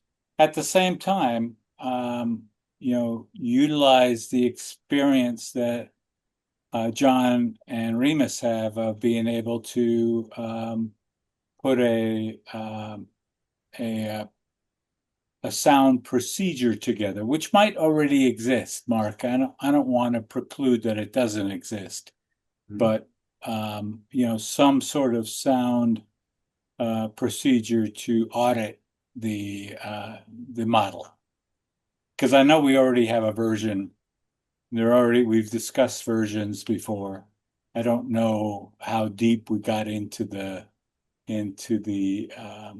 auditing of the model, but if sounds like John and Remus have some experience and expertise in this area, that could help to set a policy. And just a vocabulary point of the model versus tool. Yeah. Yeah, because I mean the tool is the Excel and the formulas, whereas the model is the kind of the approach we're doing and the strategy we're doing. So they're and the results that you see. Yeah. Right. It produces a model. You can put in different variables and you could look at the different results that you would see. It models different results from different variables. Yeah, I think we're getting really far into the weeds here on Yes, this, I honestly. agree. Do we want to proceed for this year to use the updated model that we've got, and then we can figure out what to do with the governance and the whatever else you said afterward, so that we What do you can mean move by on. afterward?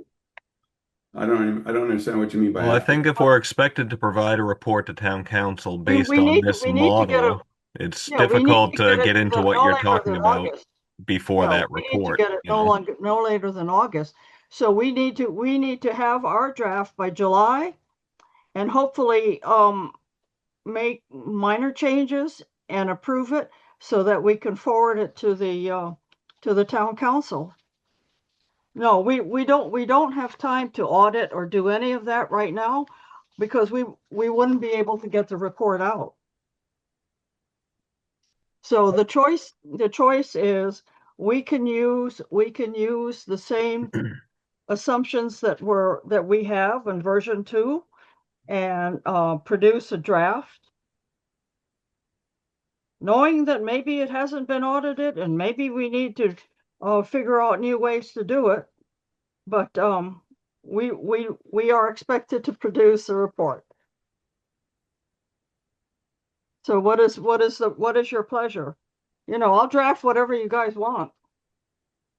Yeah, well, I think we have to use the model, and the assumptions that are there for this report. So, and I certainly have confidence in Mark and the finance department that those are accurate numbers. So I agree, Chris. Chris agrees with Chris. I agree, and I also agree that it it might not be exact, but I'm sure it's accurate as a spreadsheet, as a tool.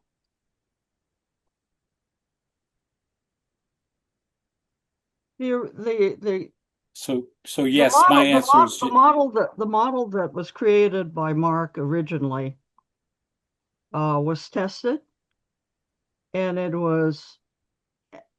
took him a long time to figure out all of the assumptions, and so it's very well built and it's valid. So, any changes we make to it, we're certainly welcome to do that. But we also have the charge of coming up with a report. We have to be very careful about making statements as a committee that is meant to be that people are relying on, right? Without we need to make sure that we're conducting sufficient due diligence in to back up the statements that we are making. At least I do, right? Because the people that are getting our report are looking at us to do that due diligence because they're relying in part on the recommendations that we're making. So we can't just say, well, it was done, so therefore it's okay, and so therefore let's move on. We have to write a report. Can you do those steps in a month, Remus? The sufficient due diligence. I guess the question is, what would you consider sufficient due diligence? I'm just asking because this is part of engineering, right? Is you can never evaluate everything and close every possible loophole, but you can do 80% of that and know what you've evaluated and document what you've evaluated and document what questions are outstanding. And I think we can do that within the next month before our next meeting. And provide to town council where are the risks? Where are the risks with the model? Exactly. What is it that we know and what is it that we don't know? We can absolutely state that within our report to town council. Because we've done that in the past too. I think that the finance department can run the numbers on what would happen with the debt exclusion and the WIF at different percentages with great accuracy. Well, we don't need them to, right? They gave us a model. So we can do it ourselves. Yeah.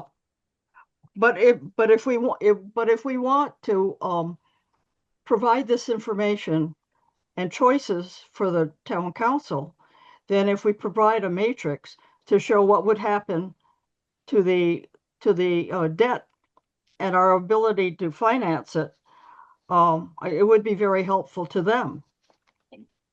Absolutely. I don't think that's a separate or I think that is a separate workflow or path. Yeah, it should be it can be a parallel it would path be part of that report. Validating the model. Yeah. And I don't doubt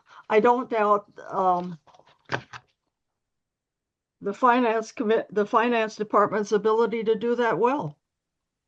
Yeah, so I think for the purposes of this report, we really need to focus on making recommendations based on the model, showing what a debt exclusion does, what a WIF does, and what they can do combined, or, the worst case if neither of those are implemented. So that's really the focus of the report, and it's based on the model. If the assumptions in the model are correct, this is what happens. So I think if you want to dig deeper into what the assumptions are in the model, that's something separate that Remus or John, you could do with the finance committee, the finance department. I'm sure Mark would be happy to talk to you about that stuff, but it's kind of separate from the report. The report is assuming that the model is correct. So, and that it's reasonable, which it appears to be. The assumption. So I do think we're getting a little really far into the weeds here with this. I do think so as well, because, we really do have the deadline. The assumption separate from the deadline, I don't know that we really can, as a committee, dive into an audit of the model. So Yeah. uh, I've been The if the if initial, go ahead. I'm sorry. I was just going to say again, I'm maybe saying the same thing again, but to me, the model is, looking at the assumptions and what are the assumptions and what is the strategies and how we're doing this. And you could be doing that on a paper ledger. You could be doing that on a whiteboard. That's the model. The Right. Excel spreadsheet is the tool.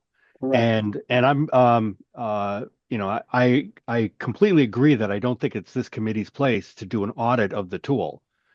I was I was simply pointing out that in the last report, it sounded like we did because there is a line that said we inspected formulas. So yeah, that was my only point about really bringing that up, was to say, let's not say what we didn't do. But I wasn't there, so that's why I was asking the question. yeah. No, And that's a fair and point. So but for me, the tool is the tool, and it's not the model is not the Excel spreadsheet. The model is the approach we're taking, which the tool is representing. So yeah. it's just a vocabulary thing, and so the approach that we're taking to validate the model of the of this and what we're going to say, I'm on board with that. I'm not suggesting that we do an audit. I'm not suggesting that that's our role. I like what Rima said, that maybe we throw in a line that we understand and expect that someone does that under normal good business practices, which Mark probably is already making sure is done by somebody. And that was my only point, is that there was a line in there that sounded like we did something, and I was like, did we really do that? And I guess we didn't, and so we shouldn't have that line. Yeah, So understood. We got to be careful about what we actually put in the report Yeah, yeah, for claims. Yeah. I Yep. think the model was built on the Excel, John. So yeah, no, yeah, okay, but I think we need to move forward. Yeah, I think Yeah, let's put that to bed yeah. and move on. So can we move so on? that can we Please. just go back, Mark? Can you just reiterate, just to bring us back to the touchstone of what what you told town council would be helpful for us to do? I just want to make sure that we're back to that touchstone and we haven't lost sight of it. Yeah, it's just to review the functionality of the tool that we're using here to measure the financial solvency of the comprehensive wastewater management plan. Yeah. Okay, so John, can you put that can you now maybe bridge what we're talking about with what Mark just said for me? Because I'm a Well, little lost. I know, Mark, what you just said sounds like we're supposed to be validating the tool. Yeah. Yeah. If you're uncomfortable doing that, then you don't have to. If you need more time, certainly take more time. Um, but that was my recommendation to the council, is that you take a look at this tool, um, which they did last time, and they made that comment that, they tested its functionality, and I don't know who specifically in the committee did that. But it sounds like they did. And so, but this group here is not comfortable, I think, doing that. Understandable. If you don't want to do that, I'll leave it up to you. I'm not going to force you or ask you to do something that you're not comfortable doing. Yeah. Maybe this is my Let me So just jump. Lillian, one second, Lillian, please. So this goes to the point that I started the conversation on, is what is it that is going to be of most use, right? Are we taking a strategic perspective on the financing of the CWMP, and do we want to talk about strategic issues, or are we getting into the weeds of this model and making sure that the assumptions that the town management is using are kind of valid and they're being accurately compiled in a financial model that is throwing out numbers that the town council can rely on? We have to be really clear around what is the problem that we're trying to solve or address. And I'm not sure that we are. At least there's been a number of different kind of dialogues going on here at the same time. And they're not, the latest kind of version doesn't seem to be consistent with what Mark was looking for. To answer Mark's question, Tom Keene and I tested the model last time.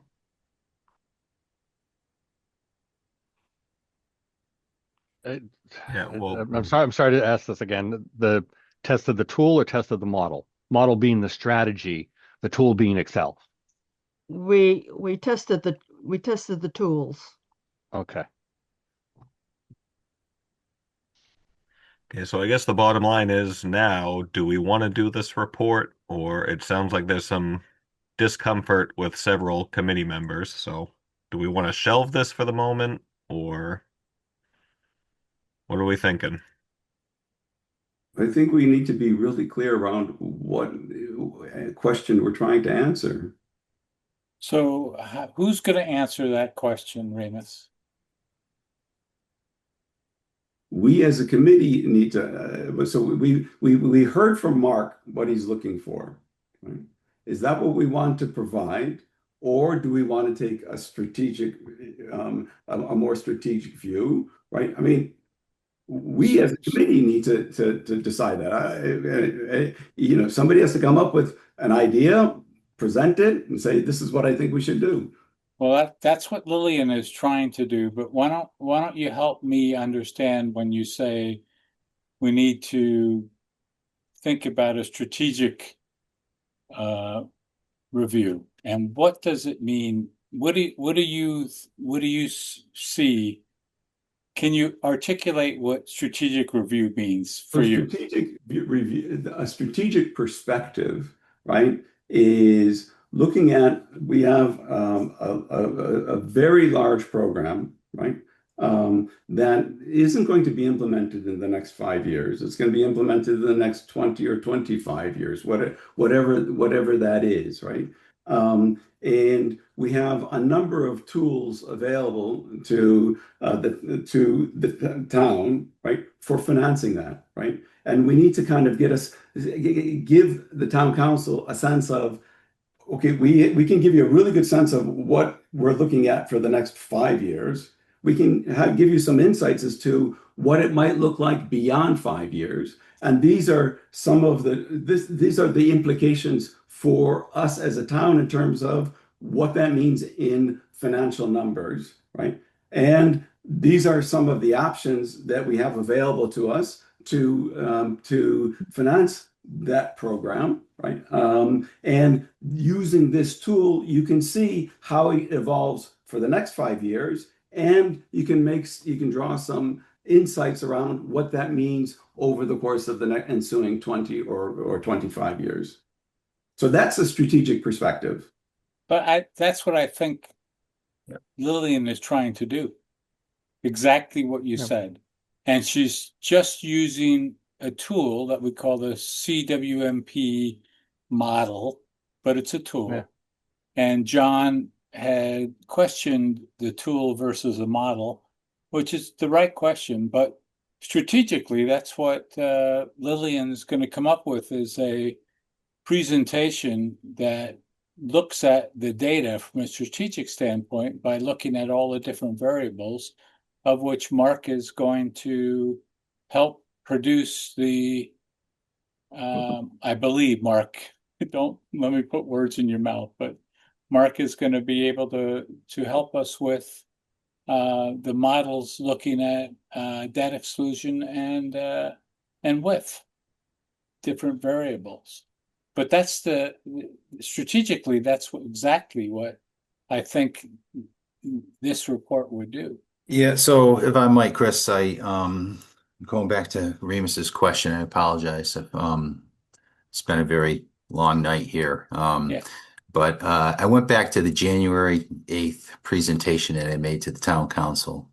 And in that council presentation, here's my recommendation. Request the Comprehensive Financial Advisory Committee to report back on the recommended fiscal policy strategy,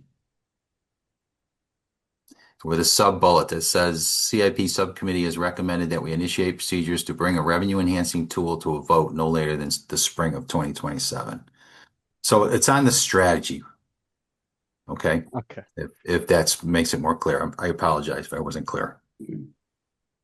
All right, no, and that does fit, I think, what the last report said and what Lily was saying. I just think you kind of surprised me in the last time you spoke because it sounded like, what I heard was our goal is to validate that the tool is generating the Right. right numbers. Yeah, I And apologize for that. And I think the committee did, as Leland stated, her and Tom did do some of that last time, but that wasn't in my recommendation to okay, the town council.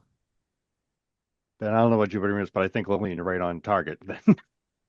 Okay, So then we're definitely moving in a good direction, right? Yeah. That's an important clarification, at least to me it was. Yeah.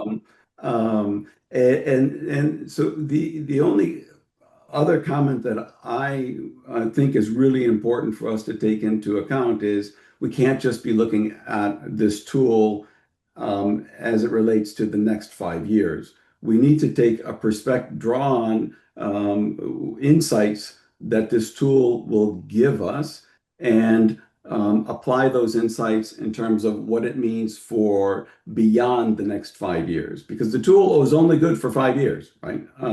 But the program is going to go for a lot longer than that, and we know already that we're maxed out in terms of funding from the general fund, right? So we need to be thinking about, okay, well, what happens? What's going to happen after 2029 or 30 or 32, whatever the number is, that the model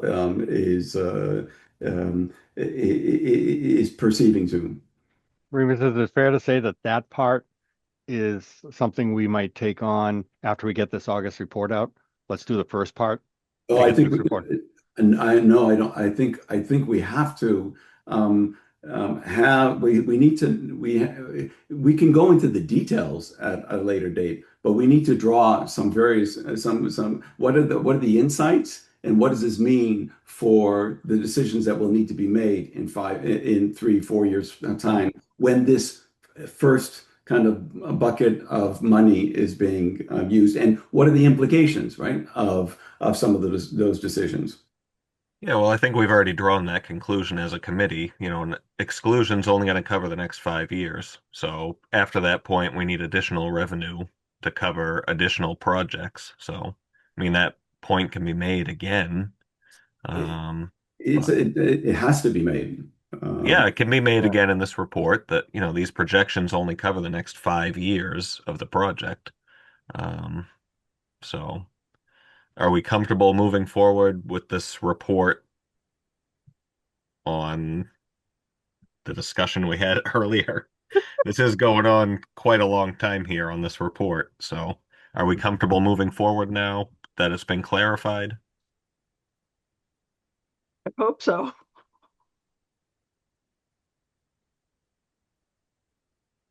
Any objections? Hearing none, I'm going to close that then. Draft your report, Lillian. We'll discuss it at the next meeting. Thank you. Okay. I just want to clarify, the funding model is going to evaluate the measure of our financial solvency and the town's ability to pay the debt. Okay? That's what it's all about. And so All we're going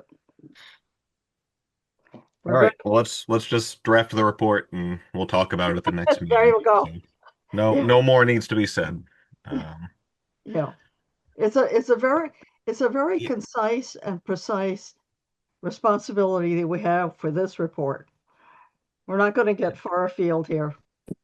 Yeah. Any other unrelated comments, questions, concerns from anyone? Mark, do you have anything else to make us aware of? Just Thursday night, we'll be wrapping up the FY27 operating budget public hearings. We got through all the big departments at the last meeting with just a few of the smaller ones, and of course the other requirements is also up for a public hearing. So, and we should be able to get through the rest of the appropriation orders Thursday night. Excellent. Is there anything that was recommended and was not like any sizable changes in what was recommended and not approved? No, there was no changes, Satchel, to the budget. There was a lot of conversation about flock cameras in the police department, because they had funding in there for a couple of additional flock cameras, but the police department is not going to move forward with those until a further conversation with the town council takes place. But the funding was kept in there. It's about $6,000. So it was kept in the police department, but they won't move forward with that until further conversations are had. All right, thank you. I see Councilor Ledke's here too. I didn't notice her before. I don't know if Betty has anything to say before we close out the night. Nope, I'm all set. It's been a very good discussion. Thank you. Great, thank you. All right, I'd entertain a motion to adjourn. Well, before we do that, on behalf of the committee, Chris, thank you very much for being our chair this year. Yes. Yeah, thanks, Lillian. Motion to adjourn, please. So move. I'll second. All right, roll call vote. Barry Conyers, Yes. Satchel Douglas, Yes. Chris King, Yes. Chris Lozon, Yes.